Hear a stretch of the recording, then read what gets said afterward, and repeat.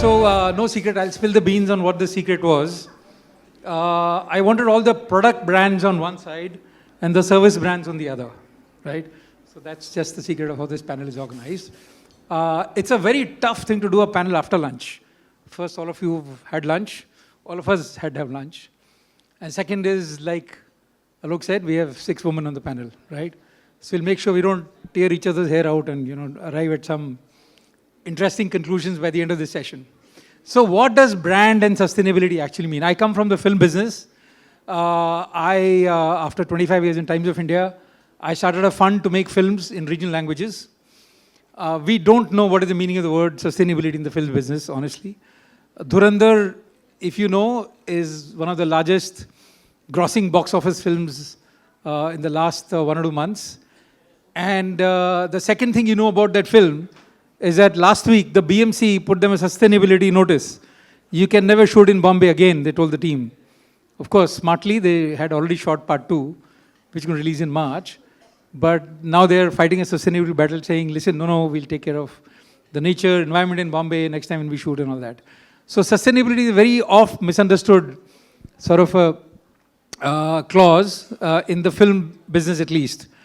And green producers used to be people who made greenbacks, which is the dollar. So if you make a film, you make dollars, you are called green producers. And you made money from the film business.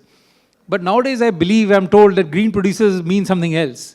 They leave the environment, they leave the nature exactly the way they came before they put up that big set inside a forest in Kerala. So can you leave the forest exactly like the way you started when you made a set? It's a big challenge. Nobody is thinking of that in the film business yet. But hopefully someday we will look at that. Now, coming to the subject, brands and sustainability. So, I've had a very interesting chat with all the panelists. And one of the things that I'm always confused is that it is like an anachronism, right? They don't go together.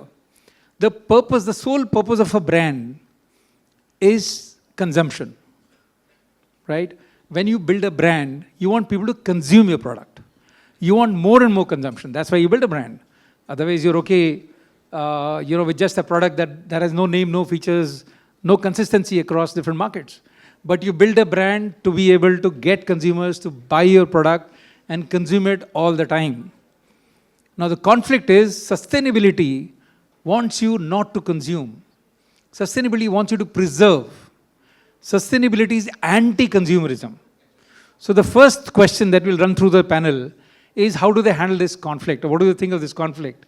That on one side, you build a brand that wants people to consume your product. On the other side, you have this challenge that you have got to sustain nature. How do you balance this conflict? So let's start from the product side, right? So we have, product this side. So let's start with, essentially, I think from you're in Kone Elevators, right? So Kone makes elevators. Now, when you make elevators, either you're making an elevator for a building that's going to the sky, 50 stories, 75 stories, 100 stories, or you're making an elevator that is going to the ground, right, which is digging deep into the soil. So it is interesting to understand what is the point of how do you manage sustainability while operating an elevator company. To you. Good afternoon, everyone. It's great to be on this panel. And a very, very important, I would say, discussion to be on this panel because Kone and sustainability go hand in hand. It's kind of embedded in our DNA. But coming back to your question, Naveen, buildings are responsible for 40% of energy consumption, right? So it becomes all the more important for elevators, which are so integral to buildings today, to be energy efficient, right? And to be sustainable in its complete form. So how we do it is very simply. One is, I think one of the most important things when we talk about brands building a sustainable future or brands and sustainability is one pertinent question that always comes to my mind, and I'm going a little off, is that what are brands trying to do here? Is it just about reducing harm, or is it really about building a sustainable future? So I think that's very important. And for us at Kone, it's really embedded in our strategy, right? I mean, it's embedded in our purpose. Our purpose at Kone is really to shape the future of cities, right? Sustainable cities. So that's essentially what it is. So coming back to your question, how we do it, one is, of course, we pledge sustainability. We are, I think, one of the first in the industry to take science-based targets on sustainability. I mean, our pledge of 2030 is, reduce carbon emission in its entirety by about 50%, and in the ordered product by about 40%. So that's the first step for us. How do we really pledge, and how do we deliver on that pledge consistently? The other thing is internal is very, very important. I think we have 10 manufacturing units across 7 countries globally, and all of them are carbon neutral as of today, right? So that's the first step towards anything. All our suppliers are essentially partners to us on that. I think one of our partners are sitting here. So that's essentially the first step to it. Then, of course, it goes down from a perspective of really, helping our customers build sustainable buildings. So that's very, very important. Through early engagement, through early intervention, how do you design a sustainable building? So at a design stage, how do we intervene, right? How do we design the traffic flow? How do we design the entire building? So that becomes the first step. Then, of course, going back to designing products which are sustainable in its core. I think that's a fundamental. So all the innovation that we do are really rooted in sustainability, whether it's the first ever, all our elevators are powered by regenerative drives, which are 30% less energy consuming than any other thing. We have something, an innovative technology called Kone Ultra Rope, which is 6 times lighter than your conventional steel ropes. Also, the way the hoisting system is designed is that it really, requires very low headroom. So it also helps the developers optimize their space and building. We are the first in the industry to have carbon neutral maintenance, right? We also use digitization in a big way, and we've got something called digital intelligence predictive maintenance, where we actually predict any fault that could happen with your equipment and do early intervention before it happens. What it really does in effect is it really increases the lifespan of the elevator. Modernization is the biggest sustainable opportunity across the globe. That's really our third pillar of our 2030 strategy is all aged elevators which are about 20-25 years old have to be modernized, right? Because they consume a lot more energy, they are a lot less safer.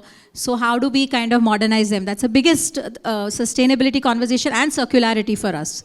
And then, of course, safety becomes paramount for us, right? Safety and inclusivity is big. So that's how we, at Kone really contribute to building, sustainable cities. Thank you, Medha. There was a lot of new insight. This word 2030 does get bandied about a lot, right? Yes. That it'll be the green year where everybody, Apple, Google, everybody's saying we'll be carbon neutral by 2030. Yes. What's the magic? Is it numerology? What is 2030? Astrology? There was some astrologer on the panel. Yeah. What is 2030 got to become carbon neutral? Everybody suddenly carbon neutral. No, I think it's also to do with the United Nations, the sustainability goals that we have. Good, chalo, you it's a passed matter it of on. aligning That's to that. fine. Yeah, that's nice. So from one European company to another, now Ayesha, I had a very interesting conversation with Ayesha, and I always thought, whenever I look at statues in Bombay, I said they're all owned by pigeons in Bombay. I mean, pigeons own all the statues. Ayesha, told me that she runs a company that has an initiative that cleans and keeps the statues clean in various parts of the country. So Ayesha from Karcher, which I think is a company I also heard for the first time. Amazing. Tell us more, Ayesha. Sure. Firstly, thank you so much for having me as part of this very empowered all-women panel. I think it's great to have a post-afternoon session. And so I represent a company called Karcher. Lots of us may not know it in India, but in Germany, if you look up the German dictionary, Karcher is actually a verb. We've actually made a noun a verb in the German dictionary, and it means to clean. So whenever I meet German ambassadors, they're always like, you were the most hated word during our childhood, because every weekend their parents would say, just Karcher it. So that's where I come from. I think for us... So what does Karcher mean? Karcher is actually the founder's name, Alfred Karcher, which was a noun, which actually became so popular in the whole They start European using it for cleaning. subcontinent Okay, nice. that it became a verb. It's much like Dettol or Xerox that is right now. Bisleri, yeah. Yeah, or Bisleri. So I think for sustainability for us, it means several different forums. So one is, of course, ever since the 1930s, our founder actually did effluent water systems back in the day when it wasn't even talked about. And then it transcended across generations and across different perspectives of business. So one is a leadership mindset, which actually paved the way for sustainability. The second is our products have about 80% of recycled plastic. So what do? We actually make mechanized cleaning solutions. So anyone who's been to the Bangalore airport, Bombay airport, those big machines, cleaning that you take for granted, that's us. We also do a lot of products for home, which is vacuum cleaners and steam cleaners. So perhaps not the most interesting category, such as fashion or retail in that space, but something that makes a difference, which is our tagline, and actually commits to a better future. That's us. Having said that, the most recent thing and the most fun thing that we did last year was our 90th year since inception. So this is a very cool concept. We actually took a pledge across the world, all 80 subsidiaries, all 17,000 employees, saying we will clean 90 monuments. So we did. We actually cleaned Mount Rushmore for the 4th time. We cleaned the Statue of David in Rio for the 4th time. We did reverse graffiti on the Osaka Dam in Japan for the 2nd or 3rd time, where we drew a big Godzilla on the dam. And in India, we did statues in Bombay. We did temples in Vrindavan. And we did a lot of other things. And of course, all of this is pro bono. So we don't charge anything for it. Everything is on us. We keep it quiet. But I think the whole effort is that our purpose statement says it's renew to sustain. Together, we build a powerful future together. And I think that is the premise that all our employees follow. So I talked about leadership, I talked about products, I talked about the sentiment behind monument cleaning, and the last and most important thing about sustainability is individuals. So individuals meaning employees of the company who bleed, not just yellow, but green as well. But I think everyone has it in them to understand the concept of sustainability in everything they do. So for example, lights will get switched off once someone leaves a room. Simple things like that also add up and make a big difference. Our customers, we try and educate them about the importance of cleanliness. And I'd like to just digress just a little bit to understand the importance of sustainability and the role and the expanse it plays here. So how many of us know of this concept of jhadu pocha? All of us here in the room, right? So what do? We sweep up dirt from one side of the room. And why do we do dusting after that? Because it settles on different surfaces. So are we really being sustainable in eradicating dirt at the point of dirt? That's a question to think about. Similarly with pocha, when you're dipping your actual used cloth over and over again in the dirty water to clean your homes, is that sustainable? Is that a healthier future for you, for your progeny, for whoever else in the family? So I think the effort will be multifold. And while sustainability is one word, we can talk about carbon emissions, we can talk about effluent water treatment, we can talk about cultural monuments and cleaning. But again, when it kind of drills down, it's to every one of us present in this room to make an impact or a difference. So I think that's the idea and the invention of the power of one, and that's what we stand for. Thank you, Aisha. So next time you're at an airport or a hospital and you see one of those machines sneaking up to you, you can remember that this is Aisha, right? Please connect with me on LinkedIn, send me a picture. We will post about it. Don't worry about that, yeah. Yeah, nice. Great initiative. Yeah, great initiative. All right, so now we come to Ekta. Ekta runs a cosmetics company. And I'm wondering, scratching my head, for the last few days, say, how can a cosmetic company ever do anything which is sustainable? This is like, a great brand, great product, highly desired. Every consumer wants it. They want to sell more products. But how do you make it sustainable? So, sustainability as a concept in India, okay? Let's make it a little bit of a metaphor here. Sustainability is like, it's in its awkward teenage phase right now in India. I like that. Yeah, so basically everybody's talking about sustainability in cosmetic industry, but not many brands have figured it out. So India is a price-sensitive market. People, it's about mindset really. People would would people pay more to, buy a sustainable product? Because let's be real, sustainability is expensive. So it really depends on how you market the brand. So now, in the next decade, we're moving from sustainability as a marketing, brand telling story to operationalizing it, really. The entire difference that we will be creating would be, so initially, when we talk about, previously, sustainability the brands used to adopt sustainability as social initiatives. Like, I remember there was this initiative by Unilever, Save Water initiative in Gujarat. And that was what sustainability and CSR concepts used to be in the good old days. But now, when we talk about sustainability, it's about how every brand is adopting sustainability in everyday operations, right? So, with increasing awareness in consumers, people are now getting more and more aware about, the ingredients, the packaging. They're questioning everything now. Blame YouTube, but they're questioning everything. So, which is why now brands will have to start adopting it. Yes, price sensitive is a problem, but eventually brand will have to start adopting it, because now people have started knowing more about it, and people are willing to, convert and pay a little more. But that also comes with a lot of restrictions, because, as I said, sustainability is expensive.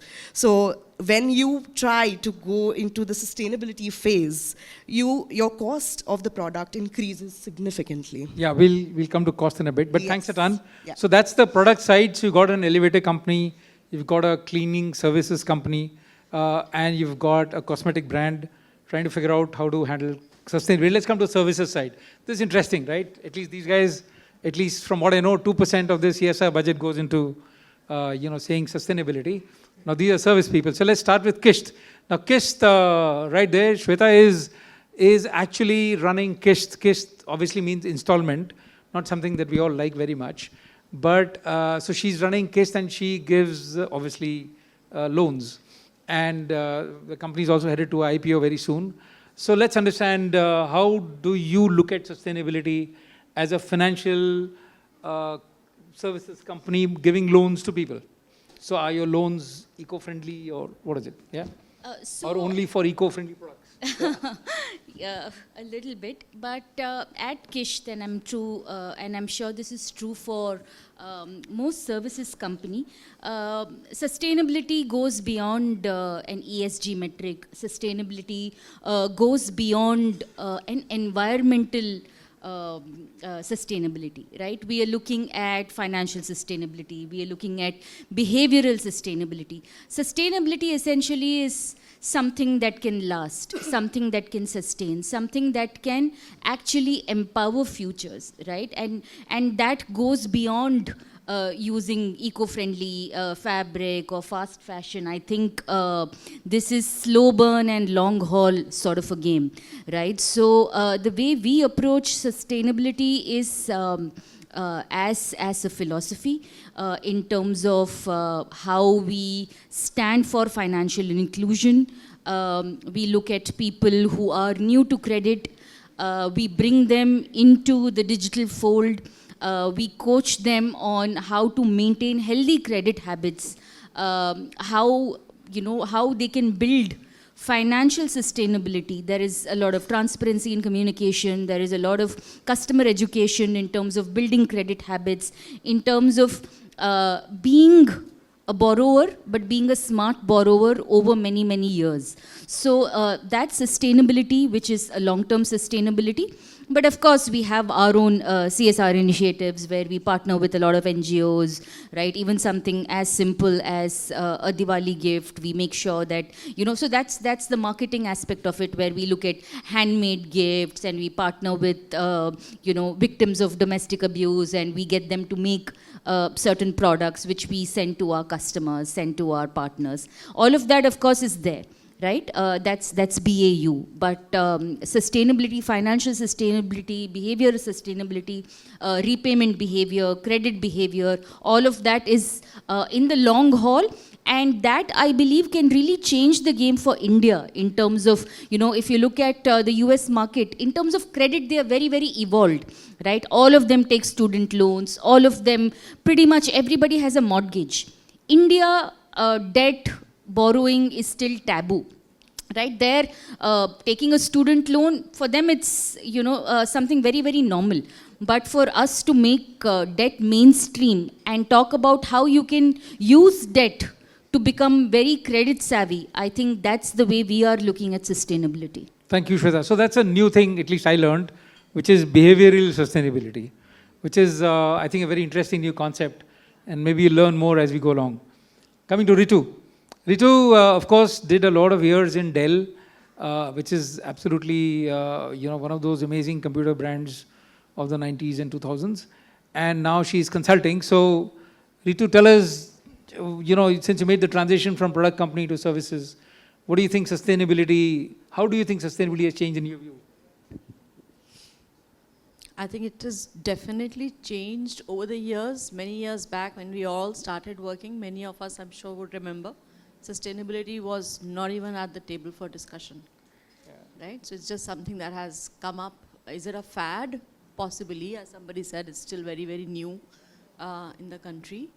But to your point, like you said, the brands, if their objective is to make us consume, then how does that go along with the whole notion of sustainability? Because sustainability is about preserving. Yep. My view here is that a brand is still wanting us to consume, but consume responsibly. And the whole place of that is sustainability is not just about a particular aspect of the product or a particular aspect of the brand that is being given out to the customer, but it really has to be something which is across the life cycle of the product, right from the time that it is conceived about, the materials that are being used, the operations that are being undertaken, the plants which are being created, the production mechanism which is being created, the electricity, water consumption that is happening, the packaging material that is being given, is being used, the operations, like I said, the supply chain sustainability of it, till the point that if your product is something which is not fully consumed, but you do have, whether it's lifts, whether it's machines being created, whether it's laptops or products being created, how do you bring that product back into the recycle fold at the end of its life cycle once the consumer has done with it, so that you're not leaving trash, on Mother Earth? That entire cycle, that entire life cycle of that product, right from beginning to the end, is something that the brand has an opportunity to own, to be really driving that sustainability. Thank you, Ritu. So, we've now seen perspectives of products and services, but let's come to Sujata. Sujata runs what we believe the simplest of all businesses. She's part of an IT consulting company. IT consulting, we all know, makes billions of dollars, doing work for companies outside, companies inside. And so what have they got to do with sustainability? Sujata. Thanks, Naveen, and happy to be on this panel on a very interesting topic. So I come from Uran Innovation, which is a IT services company. And as you said, the way we look at sustainability is very different. It's easy for any company to measure, if you're in manufacturing or if you're in a product company, it's easier for you to set some metrics when it comes to sustainability. How do you do it for services company? But there are, and I want to share a story because as an organization, we have been a very social company. So we've been doing a lot of CSR activities. We've been doing a lot of initiatives internally in the organization where we have been taking care of sustainability. But we were not, we didn't realize that we are doing something. So we had a shocking encounter with one of our clients who have been working with us for 20 years. We have been their official digital partner. And they informed us that for the next upcoming RFP, we would not be eligible because we are not certified as a sustainable organization. And that was a shock for us, all of us, because we didn't realize that there are certifications, there are accreditations for all this. And that's when, we started really studying, how do we become more sustainable? How do we prove to our customers that, we are a sustainable organization and we are we are a eligible partner for them. So once we identified all these things, we realized we're already doing a lot of stuff. It's not documented. There's no process around it.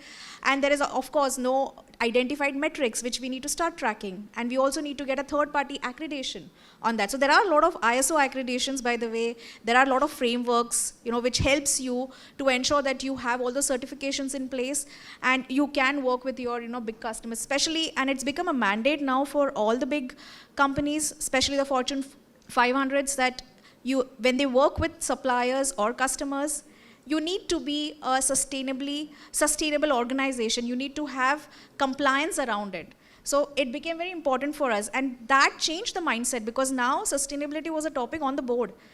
Board members were talking about it. All of us, even marketing, all the functions in the departments had to embed sustainability within our teams. And how do we do that? We have to start thinking, how we are working. We have to operationalize everything that we are doing and ensure that it is sustainable. So even when we are doing, a project, for example, a marketing campaign, how do you make it sustainable? So now when we start doing anything, we have to think from a point of view of making it more sustainable. It's not just a one-time thing. It's a long-term approach that we have to adopt to.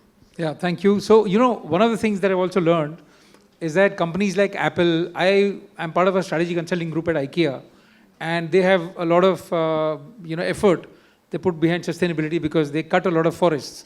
They cut a lot of trees to make their furniture. But again, like a European company does, they have a lot of certified products that they use, they recycle and so on and so forth. Even Apple MacBooks recycle all the aluminum that they use for the MacBooks. So good. So let's come to the second question. Very quick 30-second answers from everybody.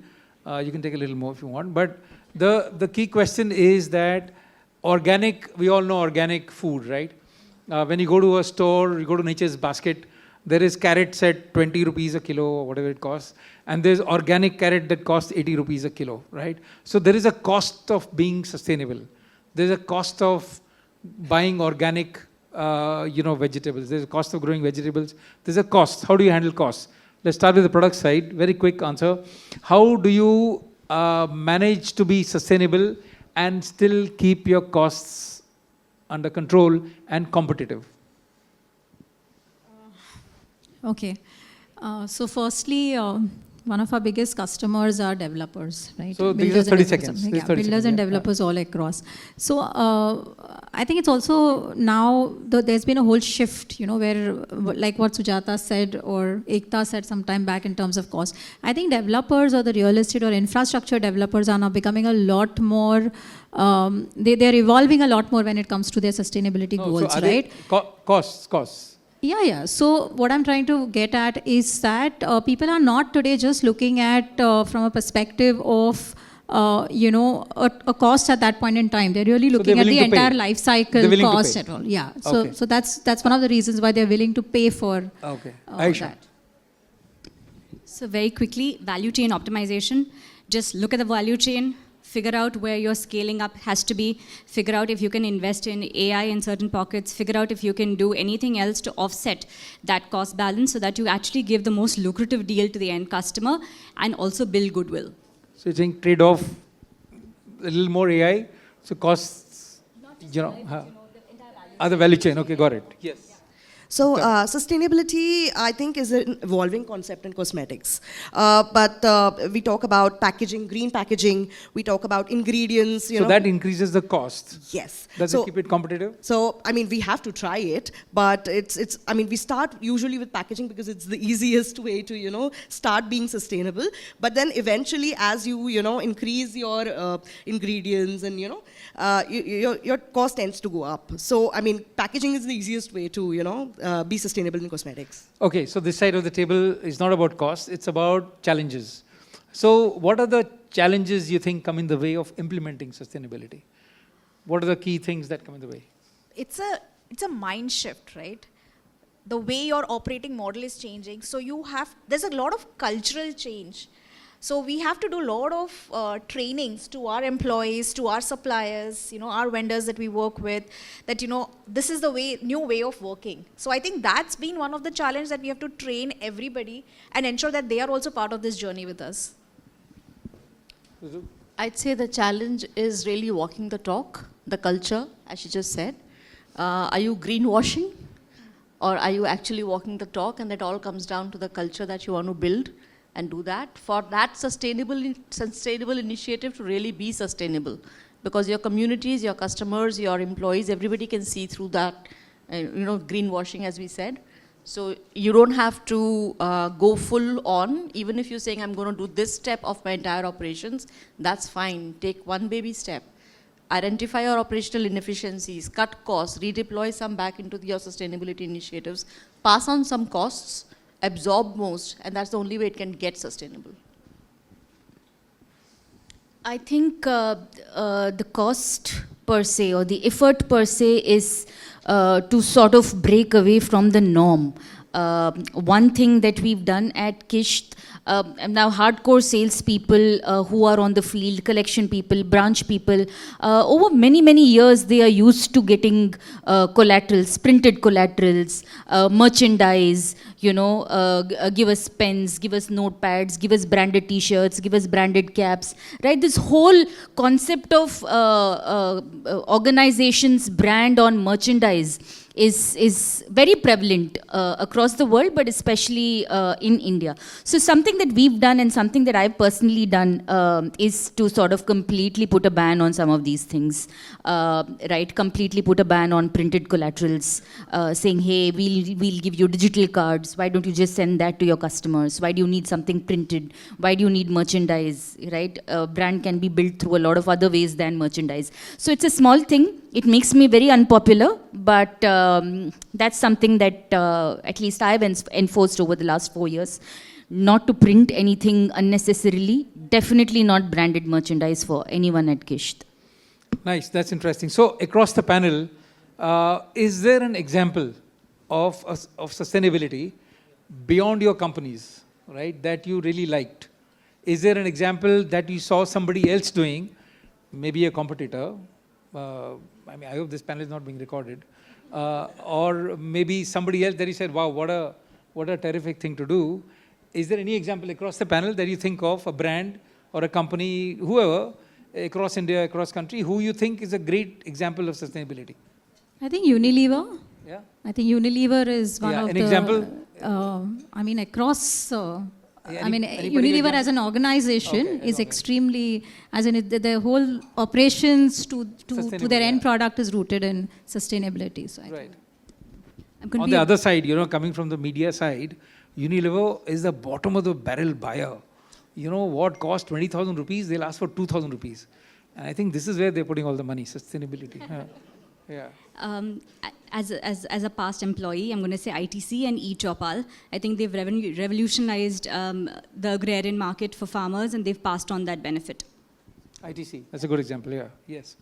So I think there's a brand called Forest Essentials. Yeah, of course. They are a beautiful blend of traditional and sustainability with the ingredients that they use. I think that they've nailed it, I think. Nice.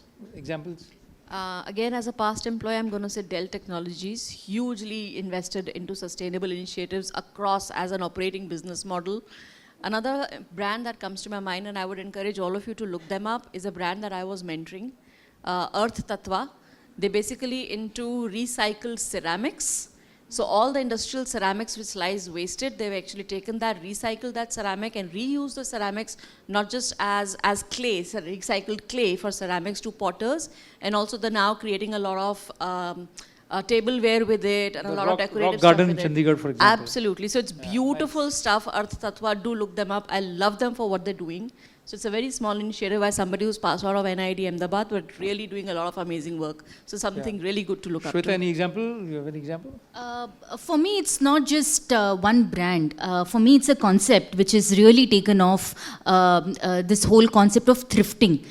There are so many brands that have come up, especially on Instagram. There's My Almari, Zenosia. There are so many smaller WhatsApp groups that I'm a part of. I think thrifting has become mainstream. People are selling, their pre-loved. Earlier we used to That's a say new word. pre-used, Yeah. pre-owned. Now everybody's saying pre-loved, right? There are so many beautiful clothes that are out there. There are so many, excellent pieces of furniture.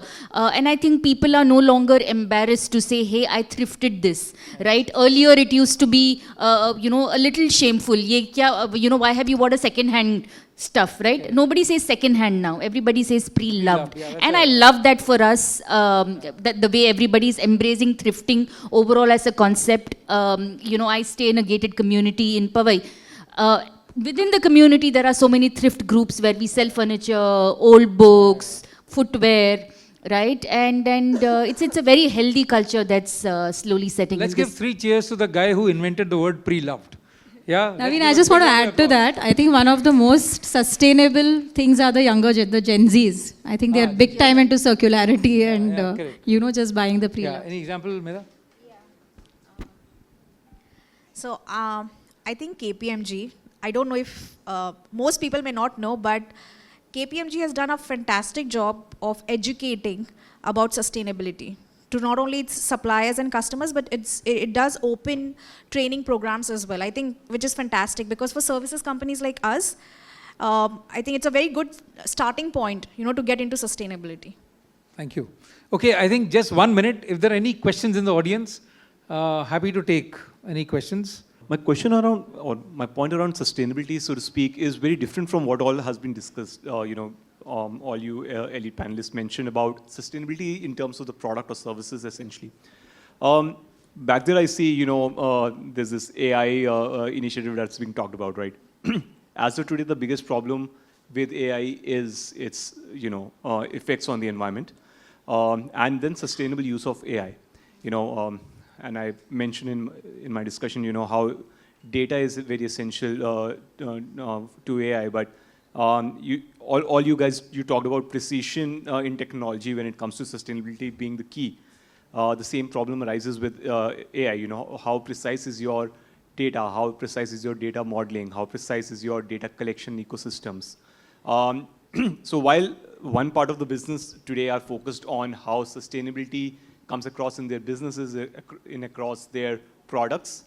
Right now, I think the bigger narrative is around, or it's being lesser discussed, but it should be the big discussion around how to bring in sustainability in AI. And that's where I think all of us, I implore everyone in the room to start thinking, because I'm sure every leader in the organization is trying to drive the narrative of bringing in AI, but how to use it. Good questions. I think the current focus is largely very low-hanging fruits of cost reduction, right? Everybody's only looking at that, saying, can I reduce my cost? Using AI, can I make, for example, in the film business, can I make a better film, make a highly bigger spectacle using AI, right? But yeah, the intrinsic cost of AI is not something anybody's discussing today. I don't think that is in the 2030 charter. That may be in the 2050 charter, because by then AI would have, done what it has to do to the rest of the world. But yeah, that's a second leg of the con. Nobody's doing that conversation today.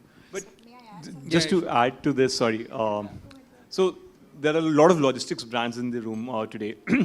And so my brother comes from GE Transportation, and he gave this very nice example that, he was brainstorming around, or there was this boot camp that he was a part of, wherein they were working on a pledge, they were working on a plan. And they realized that, people have been talking about getting in AI chatbots, so to speak, for, say, the trucking industry in general. While the same thing could easily be solved for with any, any SQL-based query running.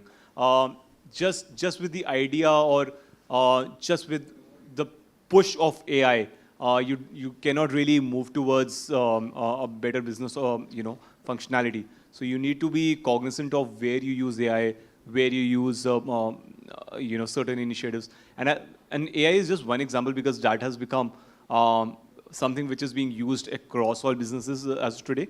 But it goes back to the whole idea about, how are your processes currently looked at? So that operational sustainability. I just want to add, because I come from IT industry and we've been having these discussions on a daily basis. See, 30% of AI projects are going to be successful. Okay, 70% are going to fail, right? Because everybody is still in the experimentation mode and they still don't know where they should be applying AI. So I think it's going to take some time for AI to move into sustainability. Only once it becomes a part of the operations, it becomes mature, only then they would start talking about sustainability within AI. So I think we still have a lot of time for that.